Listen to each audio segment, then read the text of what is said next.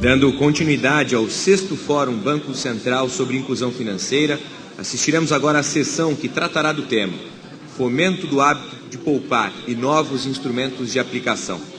Para presidir a mesa, convidamos o senhor Altamir Lopes, diretor de administração do Banco Central do Brasil.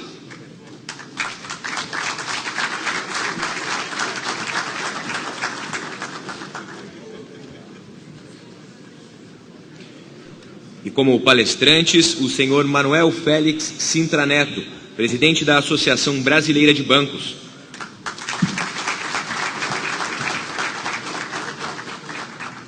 Senhor Murilo Portugal Filho, presidente da Federação Brasileira de Bancos.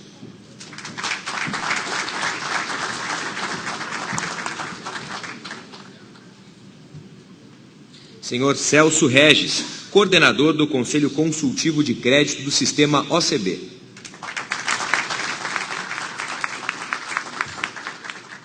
Senhor Alejandro Soriano, executivo sênior da Diretoria de Promoção de Micro, Pequenas e Médias Empresas do Banco de Desenvolvimento da América Latina.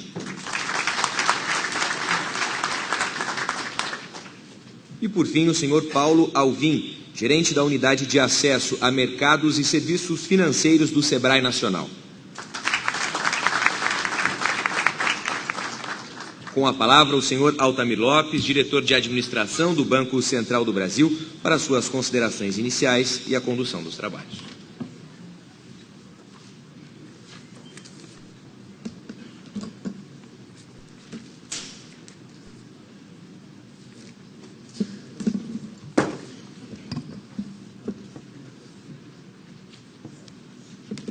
Boa tarde a todos. É com muito prazer que damos início a esse painel de encerramento do 6º Fórum Banco Central sobre Inclusão Financeira. Mais um evento, certamente, de muito sucesso, de muito proveito para todos que estão aqui, para a sociedade brasileira, não tenho dúvidas. E esse sucesso é creditado, evidentemente, ao esforço de trabalho, à dedicação dos servidores do Banco Central do Brasil, em primeiro lugar.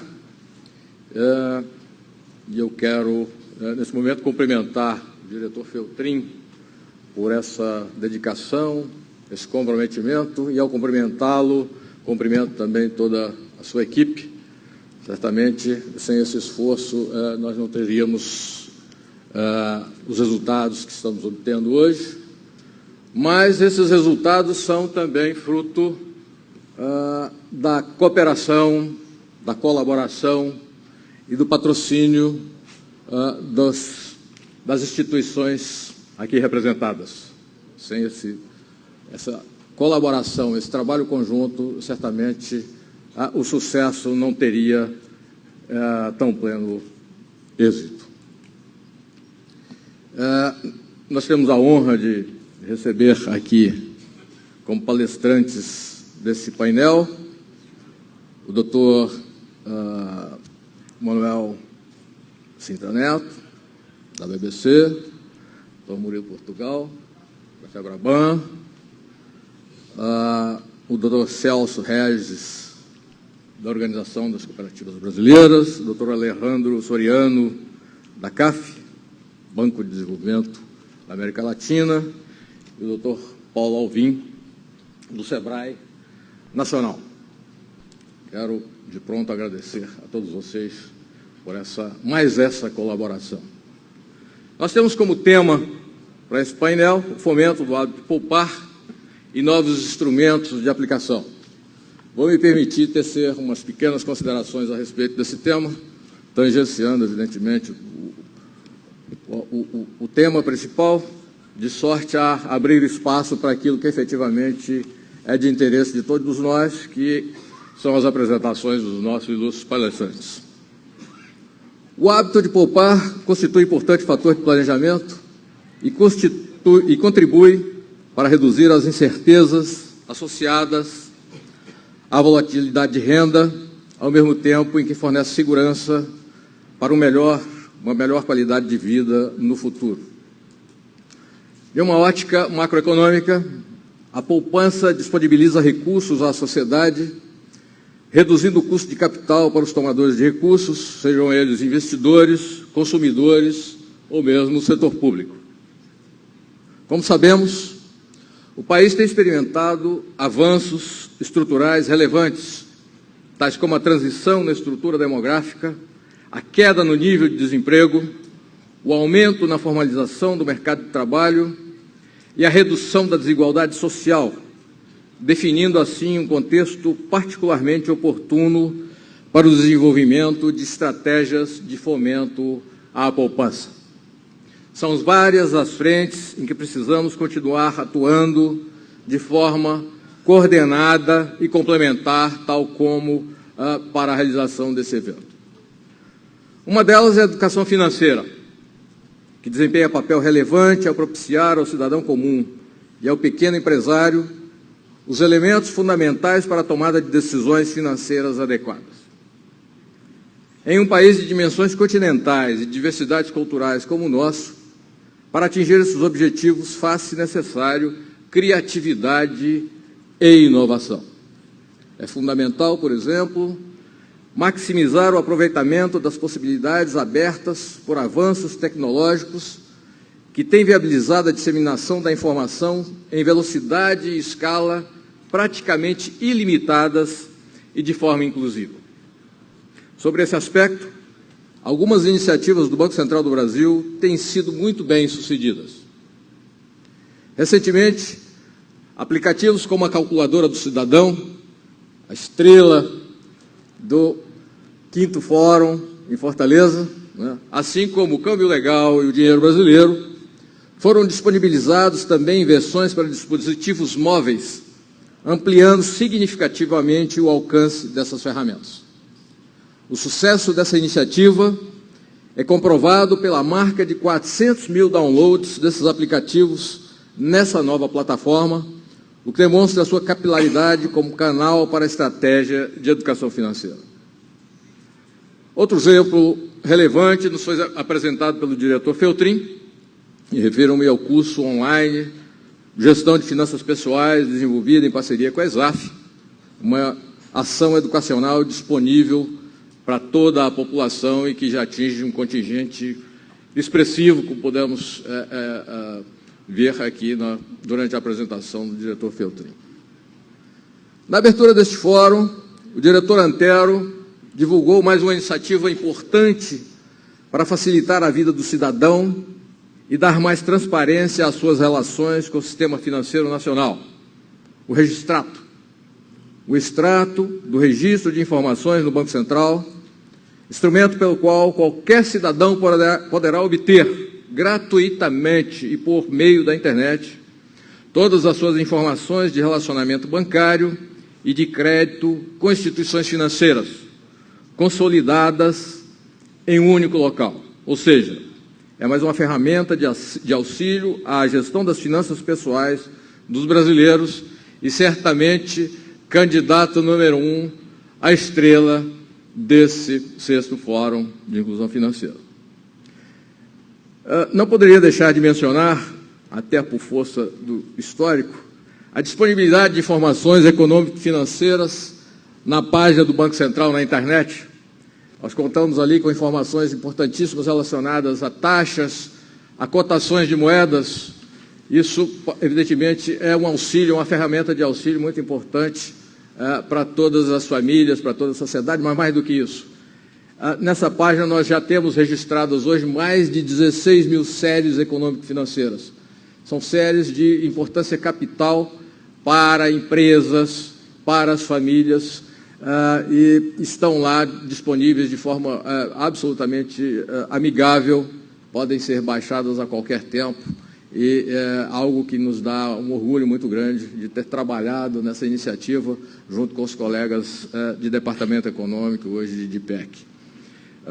Em síntese, a tomada de decisões bem informadas sobre produtos e serviços financeiros por parte de consumidores e empresários contribui para a promoção da eficiência e da estabilidade da economia e do sistema financeiro nacional. É nosso papel desenvolver e coordenar ações que contribuam nesse sentido. Tendo dito isso, de pronto eu passo a palavra ao doutor Manuel Félix Cintra para a sua apresentação.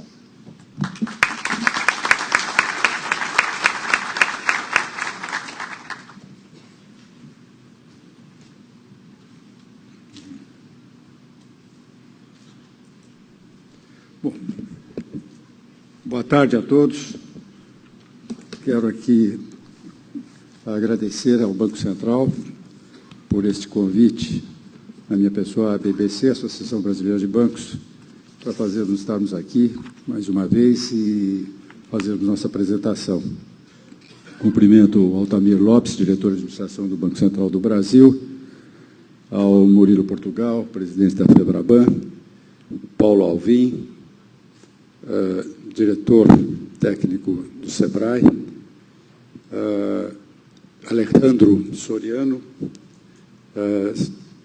executivo sênior da CAT, e ao Celso Regis, diretor da OCDE Nacional. Cumprimento a todos os senhores, senhoras, e eu quero registrar minha grande satisfação de participar novamente deste fórum do Banco Central sobre inclusão financeira. Instrumento esse criado pelo Banco Central e que já ganhou uma tradição importante e se tornou realmente essencial na formação financeira dos cidadãos brasileiros. Espero poder contribuir com algumas reflexões acerca do tema poupança e, mais especificamente, do papel do sistema financeiro privado na criação de incentivos ao hábito de poupar da população e no desenvolvimento da oferta de novos instrumentos de aplicação de recursos para a sociedade.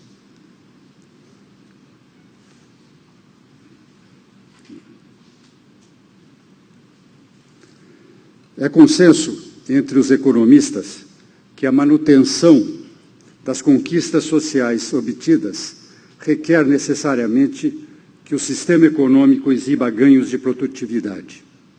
Só assim a taxa de crescimento poderá se acelerar. Para tanto, há igualmente que se elevarem as taxas de investimento e poupança. Cabe ao sistema financeiro a importante missão da coordenação do processo de intermediação dos recursos dos agentes econômicos, transferindo a poupança para os setores que dispõem de planos de investimento.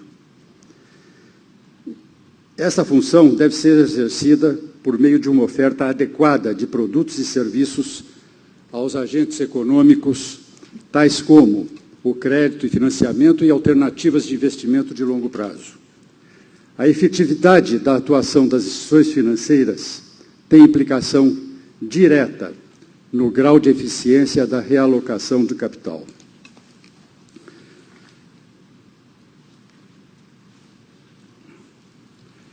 Feitas essas considerações, é oportuno que se faça uma descrição sucinta das implicações do sistema financeiro, das transformações vivenciadas pela economia brasileira, que nos últimos anos tem reconfigurado significativamente a nossa pirâmide social. A expansão do mercado de trabalho, e muito sustentada pelos bons fundamentos econômicos, até alguns anos atrás, apresentados pelo nosso país, acabaram se refletindo na melhoria de bem-estar, da qualidade de vida e de uma ampla parcela da população. Mais de 40 milhões de pessoas foram incorporadas à chamada nova classe média. Fatores como a elevação da taxa de formalização da força de trabalho, o declínio sistemático da taxa de desemprego para níveis mínimos históricos e o aumento dos rendimentos das famílias refletiram-se diretamente em alterações nos padrões de consumo, poupança e investimento. Segmentos da população historicamente alijados do sistema financeiro tiveram acesso inédito aos seus serviços, sendo certo que, inicialmente, o crédito assumiu um importante papel para o atendimento das necessidades represadas de bens de consumo, o que propiciou uma melhora na qualidade de vida e na própria autoestima deste segmento populacional. Após uma empolgação inicial com as possibilidades propiciadas pela ascensão social, tornaram-se evidentes os limites para a expansão do consumo e a sua influência no crescimento econômico. Dados mais recentes sinalizam alguns alertas, ao indicarem uma perda de dinamismo com prováveis impactos negativos no comportamento do mercado de trabalho e na evolução da renda. Assim, para que haja manutenção dos progressos sociais obtidos, são necessários ajustes nas diretrizes da política econômica. Em um cenário econômico permeado por profundas incertezas, tanto domésticas como globais, o elevado nível de endividamento e o comprometimento da renda das famílias são expressões claras da limitação para o crescimento com base exclusivamente no consumo. Pelos seus impactos sobre a estabilidade do sistema financeiro, são variáveis que merecem ser monitoradas com grande atenção. A sustentabilidade da expansão do padrão de consumo só será garantida com uma evolução condizente do nível de renda dos agentes econômicos. Ademais, para que o processo de inclusão financeira seja sustentável no longo prazo, alguns desafios deverão ser superados. Nesse sentido, é importante que, nesse momento, sejam adotadas medidas que visem estimular o hábito de poupar. Embora sejamos uma economia emergente, o padrão de consumo das nossas famílias equivale ao das economias ricas. As famílias não têm o hábito de manter um orçamento superavitário, não planejando os seus gastos de longo prazo, não constituindo um colchão de recursos para enfrentar situações inesperadas ou a própria aposentadoria. Grande parte da população desconhece a recompensa oferecida pelo sacrifício da espera, medida expressa pelo custo do dinheiro na antecipação do consumo. O fomento à poupança, em última instância, é uma promoção da cidadania e tem como objetivo primordial capacitar os cidadãos a obter a sua autonomia, reduzindo a dependência das ações do Estado. A resposta a essa questão passa necessariamente pela remoção de obstáculos, tanto pelo lado da demanda da população para poupar, bem como pelo lado da oferta de instrumentos de investimentos pelo setor financeiro. Pelo lado da demanda, pode-se enumerar algumas razões para que as classes sociais emergentes não se sintam motivadas a poupar, tais como a baixa capacidade de entendimento dos produtos de investimento, a desconfiança acerca das práticas da indústria bancária e as próprias limitações orçamentárias. As transformações positivas no perfil socioeconômico ocorreram conjuntamente com a manutenção de um considerável índice de analfabetismo funcional, delimitando a demanda por poupança. O padrão de comportamento é buscar a satisfação plena com o consumo imediato. Grande parte ignora os riscos de não se ter um colchão de recursos para garantir um futuro mais tranquilo e muito menos os benefícios que a poupança poderá trazer. Assim, é natural que não estejam preparados para entender e trabalhar com os instrumentos de investimento que hoje o sistema financeiro disponibiliza. Com o aprofundamento da inclusão financeira, intensifica-se a preocupação em garantir a toda a sociedade os meios e condições que lhe permitam usar adequadamente os serviços e produtos oferecidos pelo sistema financeiro. Assim, nunca é repetitivo afirmar acerca da necessidade de se acelerar os avanços na educação financeira. Não só as instituições privadas, mas o setor público e os órgãos reguladores são atores protagonistas. De nossa parte, a BBC, por intermédio de sua área educacional, vem adotando uma série de iniciativas, além daquelas relativas à contínua promoção de cursos presenciais e à distância, com a finalidade de alcançar maior faixa possível da nossa população, incluindo-se aí os nossos jovens. Para tanto, temos utilizado intensamente das oportunidades e ferramentas oferecidas pelas mídias sociais, tais como Facebook e LinkedIn, bem como nosso canal do YouTube, para fornecer informações e dicas financeiras e de controle orçamentário, vídeos educativos relacionados a produtos e serviços bancários, etc.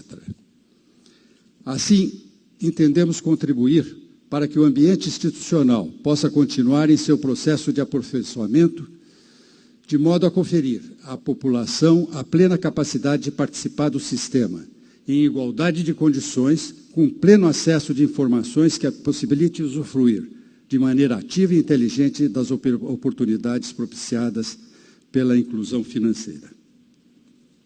Pelo lado da oferta, gostaria de trazer as particularidades dos segmentos dos bancos médios e pequenos. Em primeiro lugar, ao contrário dos de maior parte, que podem se valer de uma estrutura mais diversificada de receitas, esses bancos têm em sua gênese a concessão do crédito. Por outro lado, pelo lado do passivo, as instituições de menor porte buscam alternativas de captação, que sejam mais pulverizadas e estáveis. Neste painel, os senhores podem ver a importância dos depósitos a prazos para as instituições de uma maneira geral, mas especialmente para aquelas de pequeno e médio porte. Consequentemente, o fomento à poupança das famílias é um projeto perfeitamente alinhado com os objetivos estratégicos das instituições de menor porte. Fontes mais estáveis e pulverizadas de recursos conferirão mais capacidade e melhor posicionamento competitivo para o financiamento das atividades produtivas das pequenas e médias empresas. A inclusão financeira de novas camadas da população inexoravelmente obriga o setor financeiro a construir e desenvolver novas formas de relacionamento que sejam compatíveis com o perfil desse novo público. Como não dispõe de uma ampla rede de agências, os bancos de menor porte têm ampliado os seus investimentos em tecnologias, na melhoria de processos e procurado ampliar o relacionamento por canais alternativos. Isso tem acontecido como a utilização da rede de correspondentes, a internet e mobile banking. Historicamente, o canal de correspondentes tem se demonstrado como uma opção competitiva, pois oferece a custos menores uma ampla capilaridade para a distribuição dos seus produtos e serviços. Uma resposta da BBC às questões relativas às formas de financiamento e às estruturas de captação das instituições financeiras de menor porte foi o lançamento, em conjunto com a CETIP, da plataforma eletrônica para a venda de papéis de renda fixa. A expectativa é de que esse novo canal possa, no médio prazo, representar um importante mecanismo de distribuição dos produtos de investimento, os quais oferecem boa remuneração, independentemente do valor das respectivas aplicações. O seu sucesso e êxito trará sinergias e benefícios para diversos atores, não só as instituições financeiras, mas também a toda a indústria da intermediação de ativos, aos investidores e à própria estabilidade e competitividade do sistema financeiro. Para as corretoras e distribuidoras de valores integrantes do sistema não bancário do sistema financeiro, constitui-se em uma boa oportunidade para ampliação e diversificação de seus produtos. Com isso, essas instituições poderão ganhar escala nas suas atividades e aumentar a participação dos pequenos investidores, que têm menos disposição a enfrentar risco em suas carteiras.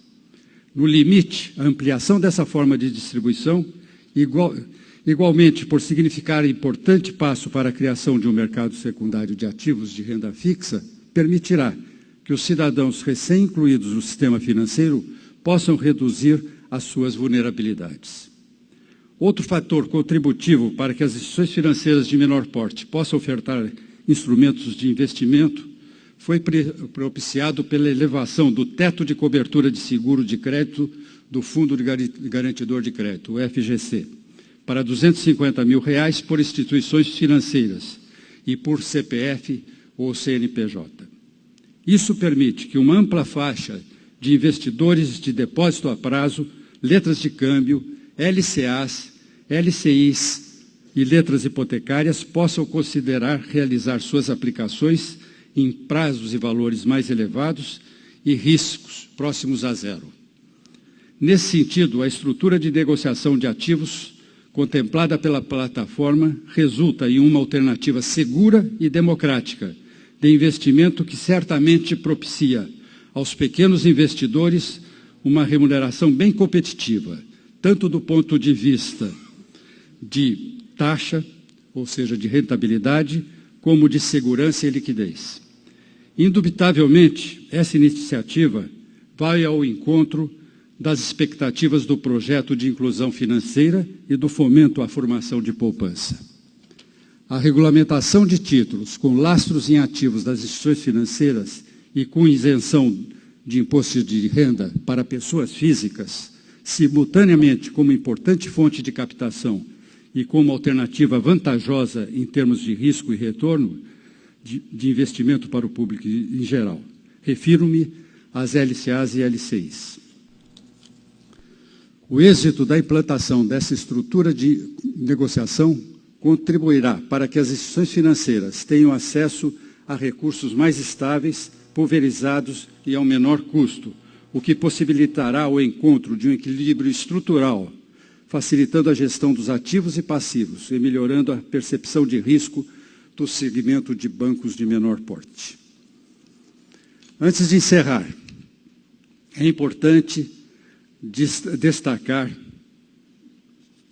que os colaboradores das instituições devem conhecer os produtos e serviços que estiverem ofertando.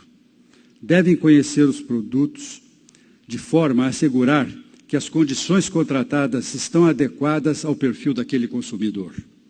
Com isso, podem prevenir os consumidores quanto aos riscos excessivos e oferecer produtos e serviços ajustados não só às especificidades de cada cliente, mas também à situação vivenciada por ele. Finalizo as minhas considerações parabenizando o Banco Central do Brasil, mais especificamente a Diretoria de Relacionamento Institucional e Cidadania, por trazer a debate relevantes questões relativas aos processos de inclusão e de promoção da educação financeira. Muito obrigado a todos.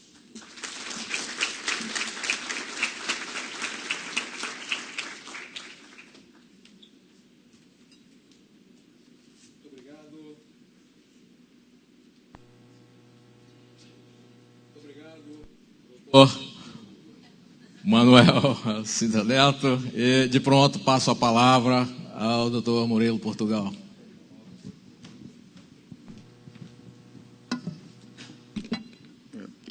Boa tarde, senhoras e senhores. Eu queria inicialmente cumprimentar o diretor Altamir Lopes e meus colegas aqui de painel, o doutor Manuel Sintra, da BBC, o Celso Regis, da OCB, o Alejandro Soriano, da CAF, e o Paulo Alvim, do SEBRAE, e dizer que é um grande prazer participar desse fórum. Queria agradecer o convite do Banco Central e também reconhecer o papel que o Banco Central tem tido na pessoa do Dr. Luiz Edson Feltrin e da sua dedicada equipe em organizar essas importantes reuniões. Eu acho que esse 6º Fórum tem uma agenda muito rica e diversificada, com foco, é claro, nos instrumentos de poupança e no provimento ao crédito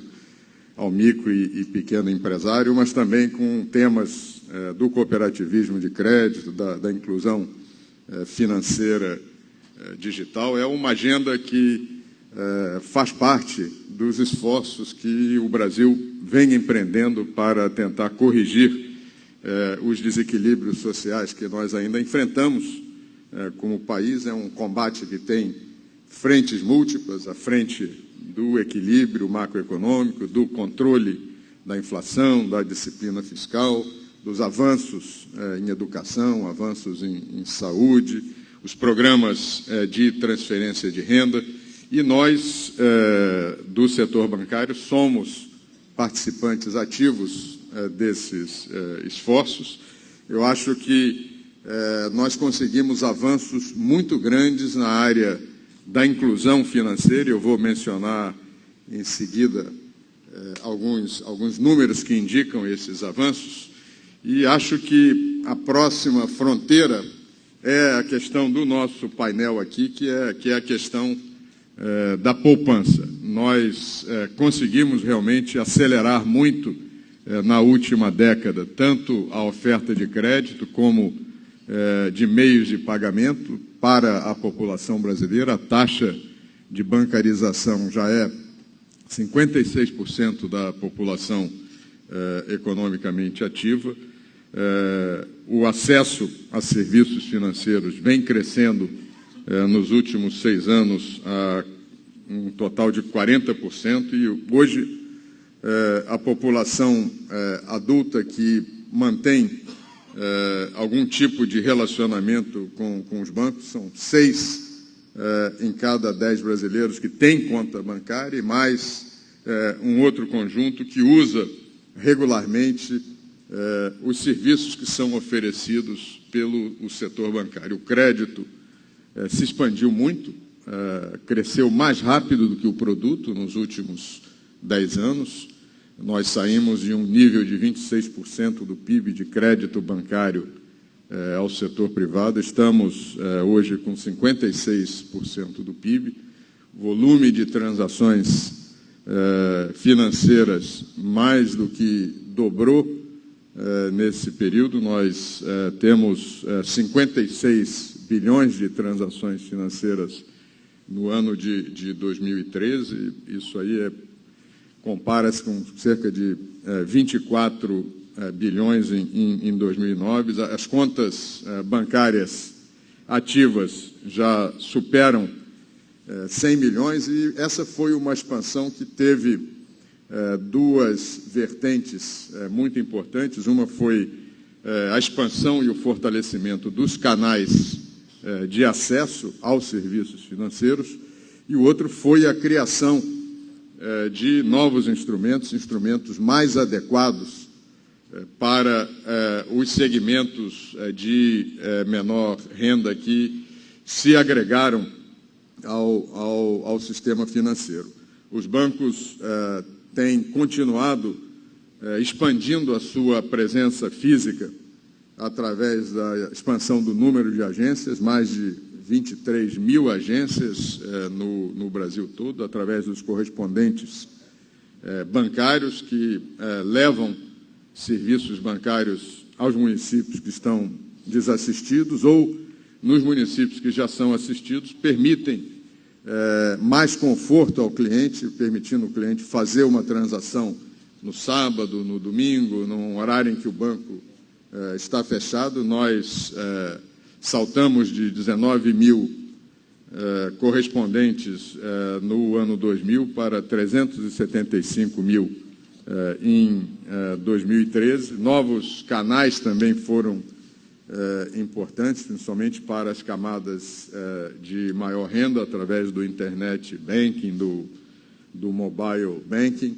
Então, houve uma expansão muito forte da rede de atendimento, dos canais de atendimento. E, paralelamente a isso, como eu mencionei, houve essa segunda vertente desse processo, que foi a criação de novos instrumentos mais adequados, especialmente para os segmentos de menor renda, que vieram se somar a instrumentos já tradicionais que nós tínhamos no Brasil. As contas especiais de depósito, particularmente conhecidas como contas simplificadas, e que são isentas de cobrança de tarifa, tem um processo simplificado de abertura, e nesse fórum o Banco Central anunciou a ampliação do valor permitido de ser movimentado nessas contas. Já são mais de 8 milhões de contas simplificadas no Brasil. Outro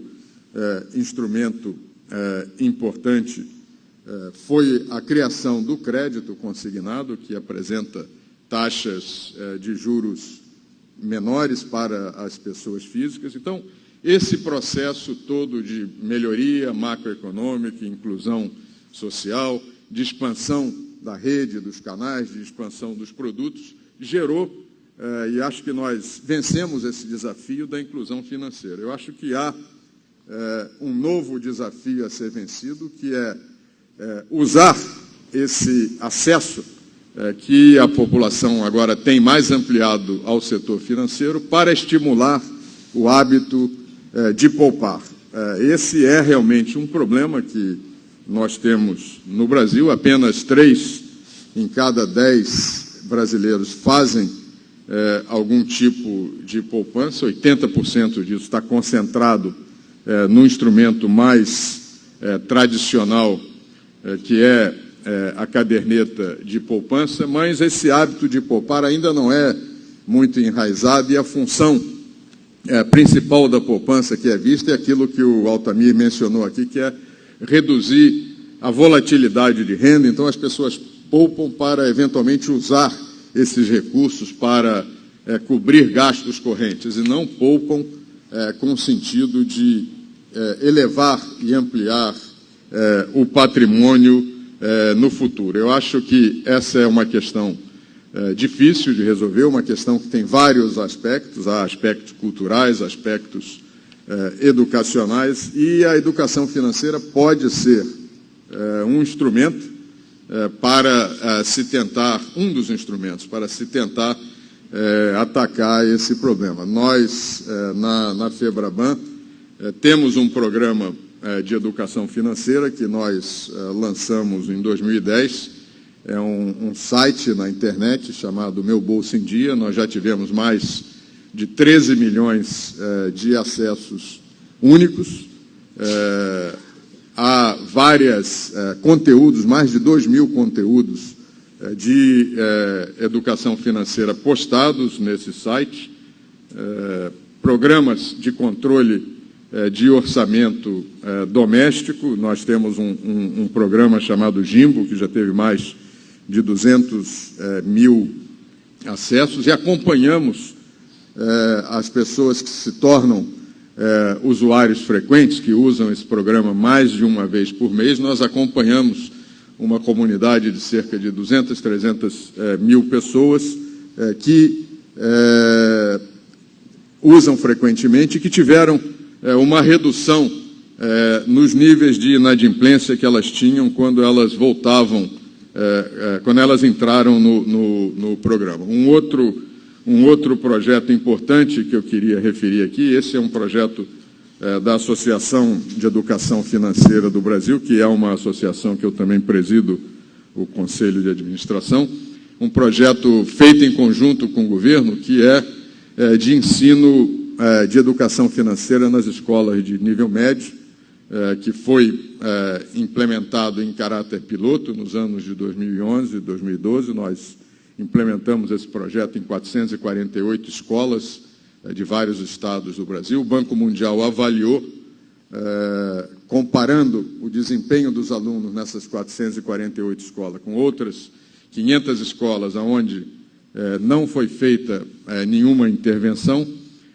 e isso demonstrou um aumento da intenção de poupar 4% maior nas escolas onde ocorreu a intervenção do que nas outras, e, na verdade, a materialização dessa intenção, cerca de 7% a mais de alunos e das famílias desses alunos, poupando comparado com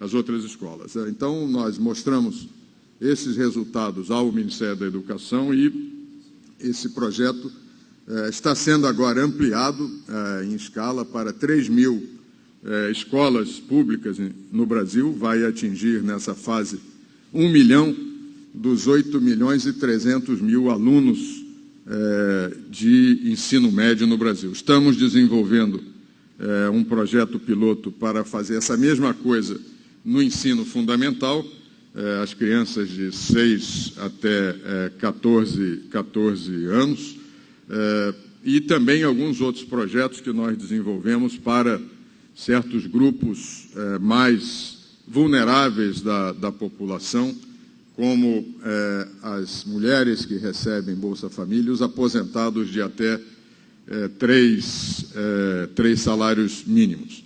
Mas, como eu disse, é um esforço de longo prazo e um esforço que vai demorar ainda a gerar resultados. A nossa taxa de poupança é baixa no Brasil, apenas 13,5% do PIB, segundo os últimos números. Isso é muito baixo por padrões internacionais, e eu não estou aqui comparando com o padrão asiático, onde as taxas de poupança são superiores a 30% do PIB. Na China, 49% da renda que é poupada, na Coreia, 35% da renda, no Vietnã, 32% da renda. Não estou comparando com a Ásia, mas mesmo comparando com países com nível de renda e tradição cultural semelhante ao Brasil, países aqui da América Latina, o Chile, o México, a Colômbia, todos eles têm taxas de poupança na ordem de 19,5% a 21% do PIB, o que representa 6 a 7 pontos mais do que o Brasil. E nós sabemos, há evidências na literatura econômica que demonstram que os países que poupam e que investem mais têm uma taxa maior e uma taxa mais sustentada de crescimento econômico, têm taxas de juros reais menores. Então, eu acho que com o processo de inclusão financeira que nós conseguimos já alcançar no Brasil, se coloca agora esse desafio, que é de fazer essas pessoas que estão se relacionando com o setor financeiro iniciar no hábito de poupar. O problema é amplo. Essa taxa de poupança tem uma parte que é o setor público, que tem consistentemente tido uma taxa de poupança negativa, em torno de 3% do PIB, mas no caso das famílias, que é o que a gente está tratando aqui, né, existe ainda um esforço a ser feito. Nós temos uma indústria de fundos muito desenvolvida, são um patrimônio líquido de 2,7 trilhões de reais, isso é 55% do PIB, ainda é muito concentrado em fundos de renda fixa e investimentos de prazos relativamente curtos, muito com liquidez diária. 61% dos recursos alocados para títulos públicos ou operações compromissadas, mas há também os fundos de previdência privada, tanto os fundos abertos como os fundos fechados, que têm crescido muito. Esse é um instrumento importante de poupança de longo prazo. O número de junho desse ano apontava que essa indústria já atingiu ativos totais de 1,1 trilhão de real. Isso são 22% do PIB, ainda é menos do que, por exemplo, no Chile, onde esse percentual chega a 60% do PIB, mas é um começo importante. Então, eu queria deixar aqui a mensagem que nós, do setor bancário, entendemos esse como um desafio importante e estamos preparados para procurar contribuir com o governo em alcançar esse desafio de aumentar a taxa de poupança doméstica da economia brasileira. Muito obrigado pela atenção.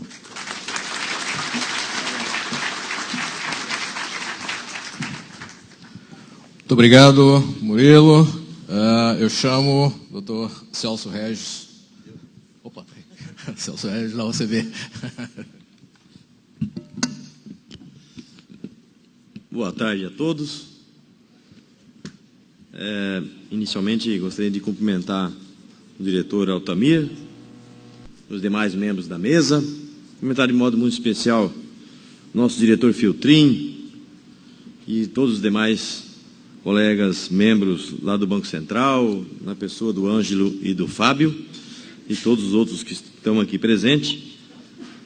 Também queria cumprimentar o nosso representante aqui da OSESC, da Organização das Cooperativas Brasileiras no Estado de Santa Catarina, o Rui Schneider, lá do sistema Sicobi, também os demais membros de diversos estados brasileiros que representam o cooperativismo brasileiro através da Organização das Cooperativas Brasileiras.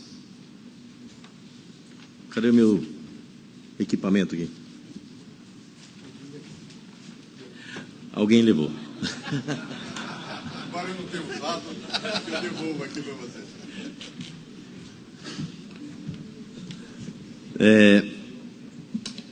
Primeiramente, também trazer aqui as escusas do nosso presidente Márcio, que estava previsto estar aqui, dado a extraordinária parceria do sistema OCB com o Banco Central do Brasil, e ele, por um probleminha de saúde, não pôde estar presente, e coube a mim, como também diretor da OCB Nacional e coordenador do SECO, do Conselho Consultivo do Ramo Crédito, a fazer aqui essa apresentação.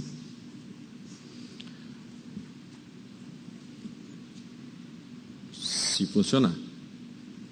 Aí. Ali tem alguns números, né, que os senhores já conhecem, né, mas eu queria destacar essencialmente os dois últimos pontos. Única instituição financeira em aproximadamente 400 municípios brasileiros. É um número bastante significativo de inclusão, de proporcionar a essas pessoas desses municípios a única alternativa de ter uma instituição financeira para fazer frente às suas necessidades no mundo dos produtos e serviços bancários. E também o conjunto das cooperativas, de 1.150 cooperativas, esse número é dinâmico, hora está para cima, hora está para baixo, tem fusões e criações de cooperativas do Brasil afora, o número é do próprio Banco Central. Se somados o sistema cooperativo brasileiro, Sistema Nacional de Crédito Cooperativo, assim disposto na Lei 130, complementar, somos a 6ª instituição financeira brasileira, um número bastante significativo. O cooperativismo está no seu DNA, a formação das pessoas. São sociedade de pessoas para pessoas. E como doutrina e filosofia, nós temos os princípios, e um deles, o 5º, trata exatamente da educação, da formação das pessoas. E ali nós temos 3, dentre outros, vários que temos, 3 programas importantes na área da educação. Um instituído pelo sistema Sicredi, que é a União Faz a Vida, em que faz com que as crianças e escolas brasileiras em diversos municípios onde tem atuação as cooperativas conheçam um pouco mais dessa forma de ação das pessoas se organizarem e solidariamente promover a educação, formação e ter mais capacidade de discernir aquilo que vem a ser o mundo financeiro. O Educred, que é um programa forte de preparação de pessoas, e o Cooper Jovem, com a inclusão do jovem, inclusão dos mais novos no modelo cooperativo de ser. O 7º princípio trata exatamente do interesse pela comunidade. Ontem eu ainda falava que a tríade do cooperativismo, da sustentabilidade, é exatamente a comunidade, o relacionamento entre as pessoas e a forma de organização da cooperativa mútua de solidariedade. A própria legislação brasileira, a Lei 5764, trata diretamente, já vem obrigando as cooperativas a participar do processo educacional e formação de pessoas, que é o FATS, que é o Fundo de Assistência Técnica e Social para o quadro de cooperados, onde um pedaço do resultado é obrigatoriamente investido na educação. Então já temos isso fortemente na legislação brasileira, e isso faz com que as cooperativas são responsáveis por desenvolver às comunidades. O cooperativismo de crédito brasileiro tem cumprido o seu papel. E aqui, o hábito de poupar. O que quer, se nós formos lá no dicionário, o que quer dizer poupar? Poupar no dicionário está escrito que é guardar para o futuro. É você ter alguma coisa represada para você usar lá no futuro. E aí nós podemos poupar a vida, poupar as energias, mas aqui nós estamos tratando da parte do corpo humano que mais dói, né? Que é o bolso. Então é guardar dinheiro. Alguns pensadores dizem que dinheiro não traz felicidades, outros dizem que ajuda bastante. E se é assim, poupar é garantir felicidade para o futuro. No mundo hispânico, dando um exemplo, as cooperativas são chamadas de ahorro e crédito. Poupança e crédito. E aí, poupar não é só fazer poupança, na essência da palavra, daquele produto lá da gestão financeira. Poupar é guardar, é você economizar, respeitar que no futuro você vai precisar disso. Haja visto o exemplo de São Paulo no caso da água. Precisamos poupar. Esse papel das cooperativas, prover o associado de serviços financeiros em condições mais favoráveis. Diversos momentos, inclusive na mídia brasileira, tem se dito que as cooperativas são bastante competitivas. É possível fazer todos os serviços e produtos, e ter os produtos bancários que você consegue no sistema convencional. E ela não deve ficar só no produto poupança, ou nesta forma. Ela tem que prestar todos os serviços para as pessoas que dela participam, especialmente nos pequenos municípios, nos lugares mais difíceis de acesso a essa questão. Novos instrumentos aqui, e a cooperativa tem sido, a capilaridade dela, sendo a sexta maior conglomerado econômico, financeiro do país, dada exatamente essa sua distribuição por todo o Brasil, nós temos capacidade de ser muito mais inclusivo do que somos. E aí está um grande desafio para o sistema cooperativo brasileiro. Manter os altos níveis de crescimento, e estão aí os dados do próprio Banco Central, relativo ao próprio sistema financeiro convencional, o quanto tem crescido. Talvez porque somos ainda muito pequenos, ainda, né, precisamos, como já usar a mesma palavra que eu usei lá ontem, num outro debate. Vamos Santa Catarinizar o Brasil. Vimos aqui, apresentado pelo Rui, que chega a 11%, 17% a participação, 11% no crédito, 17% nos recursos. A média brasileira, segundo o Banco Central, próximo a 3%. Né? Nós vamos para outros países altamente desenvolvidos, na Europa, chega a 30%, a região francesa do Canadá a 60%, através das cooperativas. Precisamos alcançar esses níveis. E aí nós temos um forte desafio, né, ainda. E aqui o Banco Central tirou a metade da minha apresentação. Porque quando nós pedimos a emissão de letras financeiras, fomos anteontem, na apresentação aqui do presidente em exercício, a letra financeira já está à disposição. Então, as cooperativas que estão aqui presentes, só procurar a maneira de fazer, a sua capacidade. Então, nós temos essa rica fonte de atração de recursos para dentro da organização.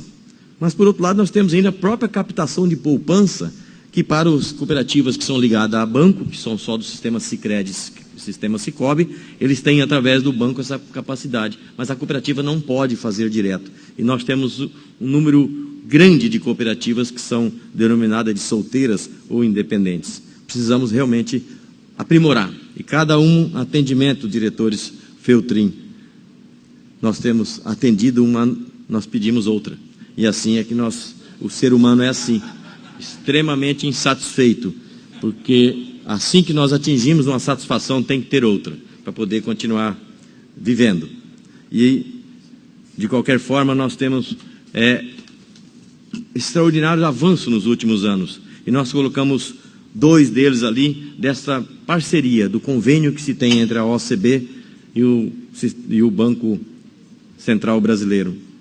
Então, 2 ali, a própria convergência de esforços na edição da Lei 130, que uma lei complementar, diga-se de passagem, é a única lei complementar que disciplina o artigo 192 da Constituição Brasileira, exatamente a lei do cooperativismo brasileiro, e mais recentemente o Fundo Garantidor, o FGCOP, equiparando os associados correntistas de uma cooperativa aos demais do sistema bancário brasileiro, com os mesmos 250 mil em garantia. E também, anteontem, as consultas públicas que o Banco Central colocou aqui, que atendendo inclusive um desafio do nosso presidente Tombini no último fórum lá em Fortaleza, que aqui estaria sendo feito. E cumprindo isso, diretor Feltrin, nós queremos parabenizar a todo o entendimento e a construção a 4 mãos pelo sistema e pelo próprio Banco Central, em que está lá a questão da auditoria e supervisão, a segmentação e também a discussão sobre sociedades garantidoras de crédito. Nós queremos parabenizar a todos os participantes do evento, aos diretores já mencionados, a você, Elvira, uma incansável defensora da questão da educação, convergente com o principal propósito do cooperativismo, que é pessoas fazendo coisas para pessoas. Muito obrigado.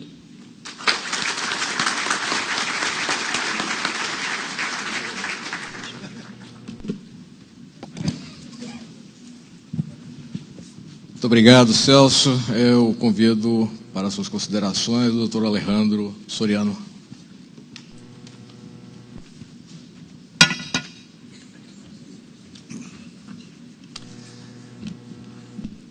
Boa tarde, senhoras, senhores do painel.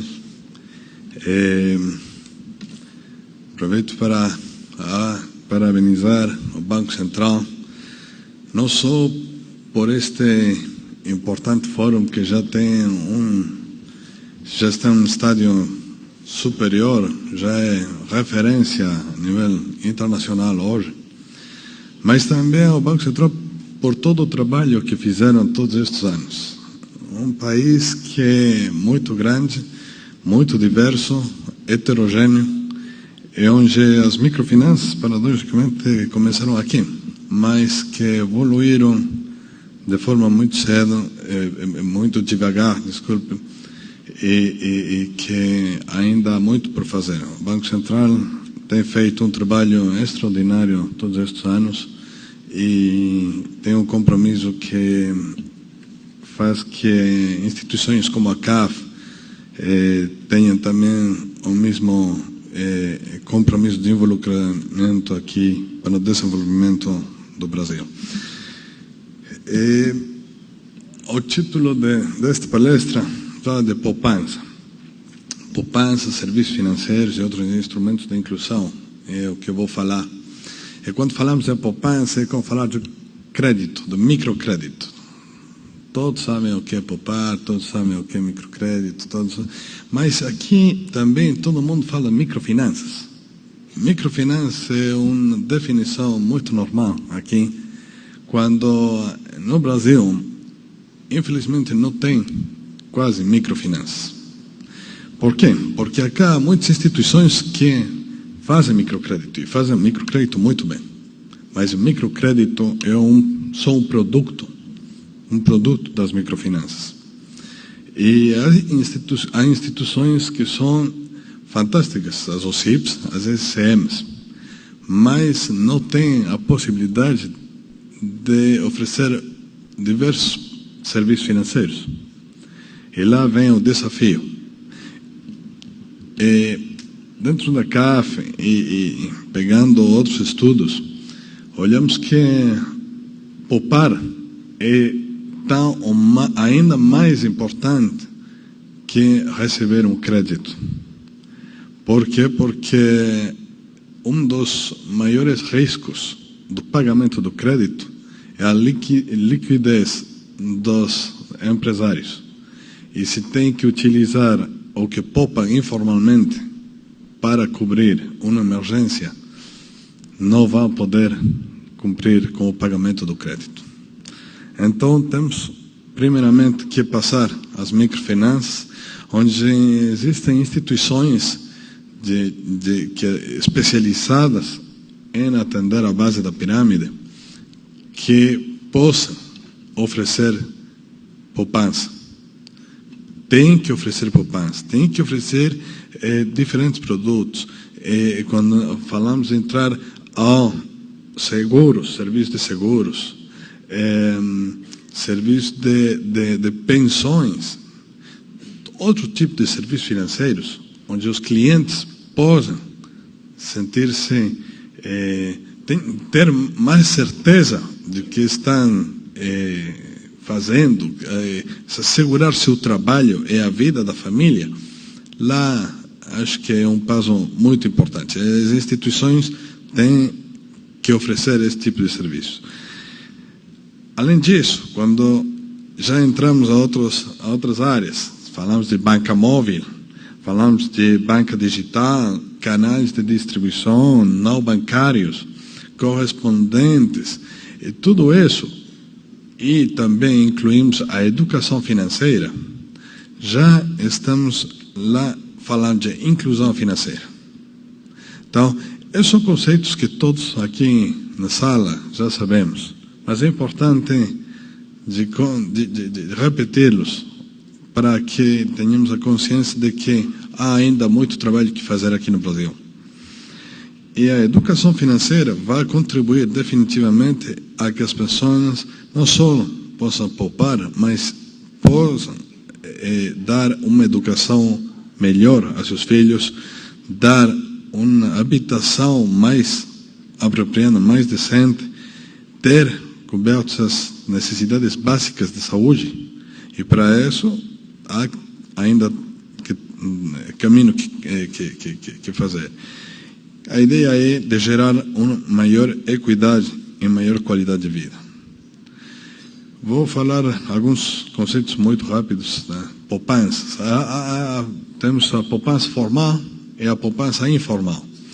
Dentro da poupança formal, os níveis de crescimento da poupança são importantes.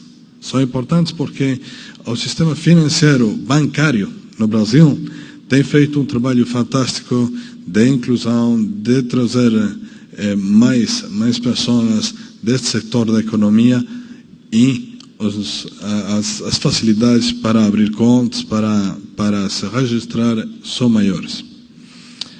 Embora ainda há uma poupança informal que tem que ser atendida, e isso é uma das obrigações de todos os que estamos aqui presentes, de onde nos corresponde trabalhar. Temos poupanças direitas e indireitas. Direitos, falamos de poupanças que são quando vai e abre uma conta, que são de curto, médio e longo prazo. Já meus colegas da palestra já falaram disso. Há poupanças programadas, normalmente isso é função da banca comunitária, também poupanças direitos ou individuais, que são através das contas conta corrente ou de poupança nos bancos. E há alguma poupança direita em função de alguns planos ou objetivos definidos. Hoje é muito comum ouvir da poupança para a educação dos filhos, poupança programada para a educação dos filhos. E há algumas outras poupanças indiretas, que são poupanças também, direitos, mas com um sentido indireto, que é os seguros. Os seguros são poupa com a esperança de não ter que utilizar essa poupança para alguma eventualidade, que são seguros. As pensões. As pensões, temos que ter claro que todos temos direito a nos aposentar, mas infelizmente algumas pessoas não têm a oportunidade de se aposentar. Então, isso também tem que ser trabalhado. Dentro da CAF estamos com alguns projetos iniciando em Centro-América para a aposentadoria, para as pensões, mas esse é um conceito que aqui no Brasil também tem que ser trabalhado, tanto do setor público como do setor privado. E do lado, algumas iniciativas do lado da iniciativa privada, do lado privado, o uso de tecnologias. As tecnologias são fundamentais porque reduzem o custo de captação das poupanças. Tecnologia e inovação são dois elementos que achamos que são imprescindíveis para se desenvolver institucionalmente, mas para também apoiar as necessidades dos clientes. Promover o uso de ferramentas tecnológicas e dos cartões de débito, crédito, tudo, também contribuem a essa inclusão financeira. Os canais adequados, falamos das corresponsais não bancários, outro tipo de corresponsais. Então, isso é muito importante como parte da formalização da economia, porque, ao final, a ideia é de tirar toda essa poupança informal e colocá-la na formalização, na economia formal. Porque o microcrédito também tem o principal objetivo é de tirar essas pessoas da informalidade e levá-las a um estágio ainda maior de formalidade que contribuem à economia do país. E, além disso, a poupança é o custo de funding mais barato para as instituições financeiras. Então, esse também, do lado das instituições financeiras, é uma estratégia fantástica ter serviço de poupanças. Por quê? Porque é mais barato os custos financeiros de levantar dinheiro. Alguns elementos para trabalhar externamente, que são os canais de distribuição, têm que ser efetivos. É uma aliança custo-efetividade. As alianças estratégicas, parcerias, as SCMs ou as UCIPs, que não têm a possibilidade de oferecer serviço de poupança, têm a obrigação de fazer parcerias, de fazer alianças estratégicas com aquelas instituições que sim têm a possibilidade de oferecer serviço de poupança, porque os clientes têm necessidade de poupar. Então, é muito importante. A abertura dos mercados de valores. Eu falo dos mercados de valores porque temos experiências em outros países onde as instituições de microfinanças trabalham com recursos fáceis de levantar, que são títulos, bônus ou emissões de títulos através das bolsas de valores, de uma forma muito corrente. A bolsa de valores não é tão sofisticada como sona. É algo muito mais prático e pragmático para as instituições, que também ajuda a que, através de alguns mecanismos, as pequenas empresas também possam utilizar esse mercado de valores. Os marcos regulatórios têm um papel fundamental. Aqui o Banco Central vai continuar dentro de suas tarefas a seguir promovendo a inclusão financeira. E a regulamentação é muito importante para que, quando as regras do jogo estão bem desenhadas, então é mais fácil conseguir investimentos de dentro e de fora do Brasil e também lograr o desenvolvimento mais rápido. As políticas públicas são importantes e o fortalecimento de redes de ABSCM, ABCRED, esse tipo de instituições têm que ser fortalecidas. São instituições que são também chamadas do lado privado a trabalhar junto com a Associação de Bancos, com o FEBEABAN, para lograr essa inclusão financeira, esse tipo de novos produtos, esse tipo de equidade, que é isso que a gente procura em todos os países. Mais uma vez, agradeço pelo convite ao Banco Central. Feliz de estar aqui em Florianópolis em primeira vez e isso, felizmente, me obriga a voltar. Muito obrigado.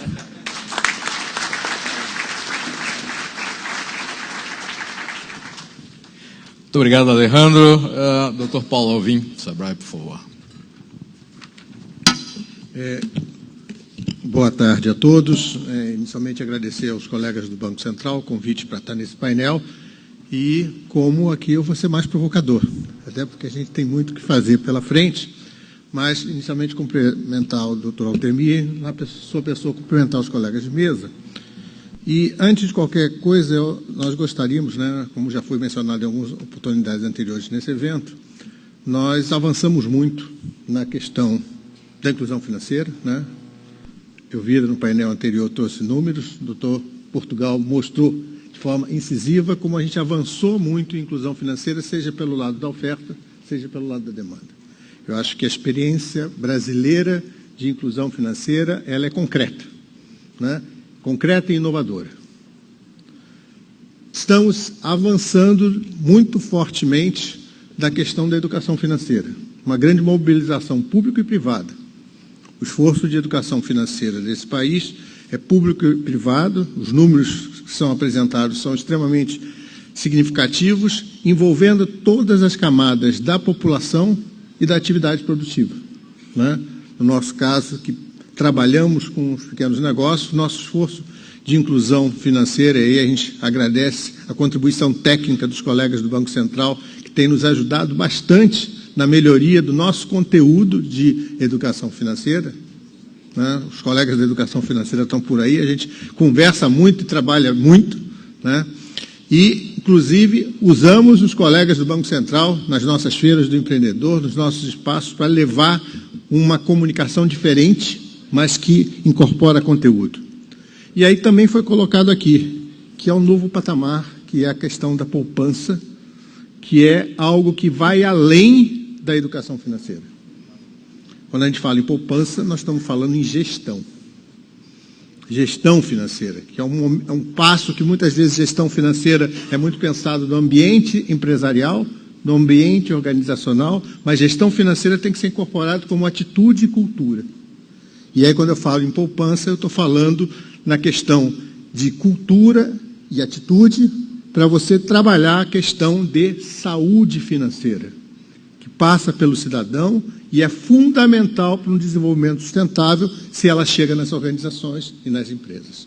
Então, eu acho que a questão da poupança, que foi um desafio colocado pelo presidente Tombini lá em Fortaleza, é algo que precisa o mesmo esforço de convergência e concentração para que ele se incorpore como algo que se traga um foco de desenvolvimento, e foco, o Feltrin tem cobrado sempre da gente, de se buscar um desenvolvimento sustentável de cidadãos e organizações. Então, acho que é o grande desafio, talvez, da próxima década, trabalhar a questão da saúde financeira, onde poupança, e aí eu falo, inclusive, poupança empresarial, porque muitas vezes, quando a gente pensa em poupança, a gente pensa no cidadão, na pessoa física, mas ela é estratégica para a boa gestão no ambiente empresarial. Então, e aí que vem a minha provocação, né, foi colocado anteriormente que a gente precisa avançar. O Alejandro, como é de fora, pode colocar isso, né? A gente precisa avançar em marcos regulatórios de estímulo e fomento. Mas também as instituições financeiras precisam trabalhar em novos produtos financeiros de estímulo à poupança. Se a gente avança, e avançou bastante, no estímulo de produtos de serviços financeiros de crédito, a gente precisa também avançar e inovar na questão dos produtos de poupança. E aí eu dou um exemplo concreto, né? 13º salário de pequenas empresas. Todo mundo sabe que todo ano tem que pagar.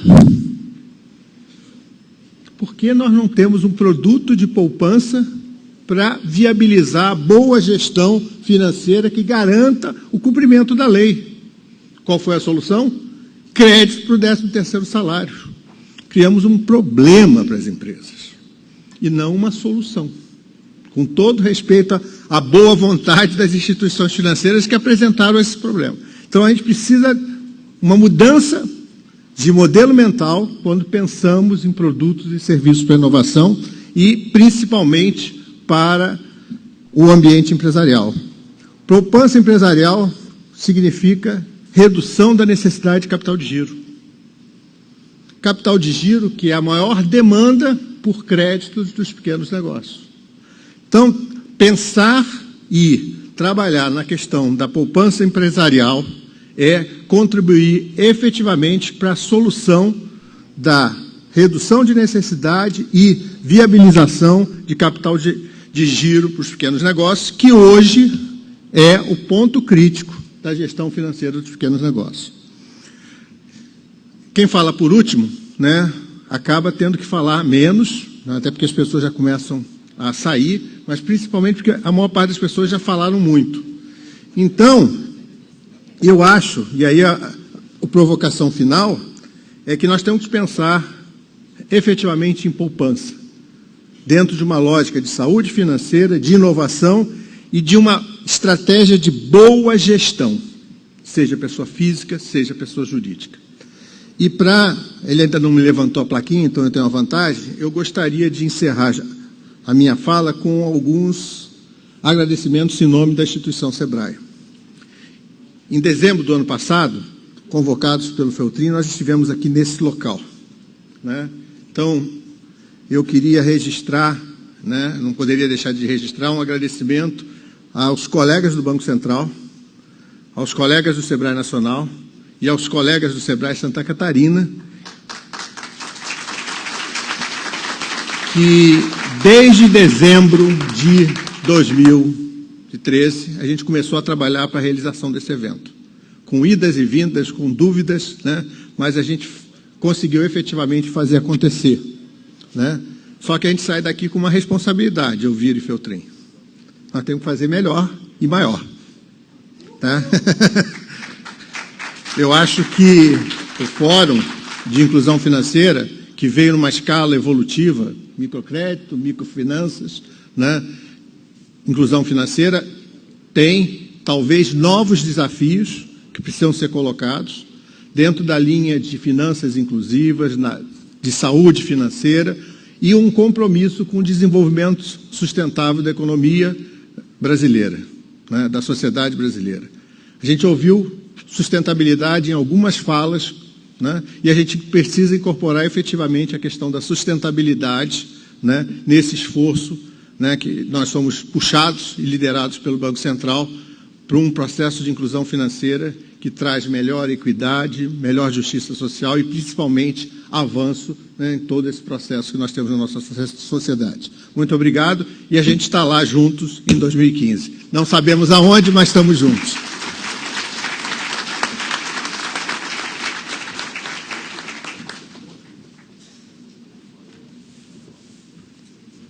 Muito obrigado, Paulo. Muito obrigado aos nossos ilustres palestrantes pela generosidade e disponibilidade em dividir conosco as suas impressões sobre tema de extrema relevância para a economia brasileira. Falar de poupança sempre nos remete à necessidade de tocar também do ponto de vista da poupança, do ponto de vista macroeconômico, não é, Murilo? Poupança pública, a complementariedade da poupança externa como elemento fundamental para elevar a nossa taxa de investimento, né? Mas, atendo ao que nos foi apresentado aqui, eu diria que o alcance de níveis mais elevados de poupança constitui certamente elemento fundamental para a expansão do investimento e, por conseguinte, para o crescimento econômico e para o desenvolvimento do país.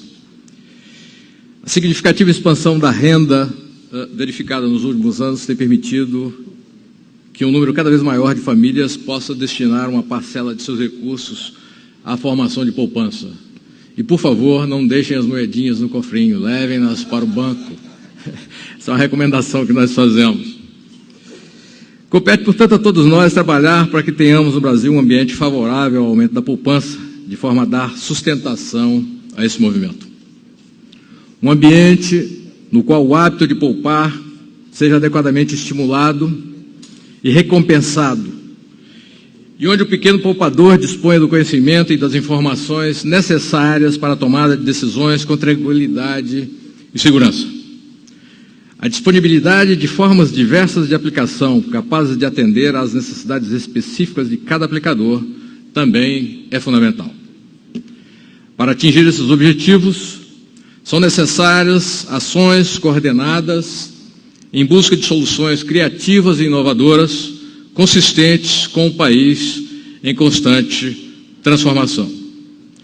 À luz das evidências que nos foram apresentadas nesse painel, e ainda considerando os trabalhos e as discussões levadas a efeito nesses 3 dias de fórum, tenho a certeza de que o evento contribuiu significativamente para que continuemos a percorrer a trilha da inclusão financeira rumo a um futuro no qual toda a sociedade tenha pleno acesso aos benefícios de um crescimento econômico sustentável e bem distribuído. Para encerrar, quero mais uma vez agradecer em meu nome, em nome do Banco Central do Brasil, ao SEBRAE, parceiro do Banco Central na organização desse evento, ao governo de Santa Catarina e à Prefeitura de Florianópolis pela oportunidade de realização do fórum nessa belíssima cidade. Agradeço também o patrocínio da Organização das Cooperativas Brasileiras, OCB, da FEBRABAN, da Associação Brasileira de Bancos, a BBC, e do Banco de Desenvolvimento da América Latina, o CAF. Agradeço aos palestrantes e a todos os participantes, sem os quais o sucesso desse evento não teria sido possível. Finalmente, eu endereço um agradecimento especial à doutora Elvira Cruvinel, entusiasta da inclusão,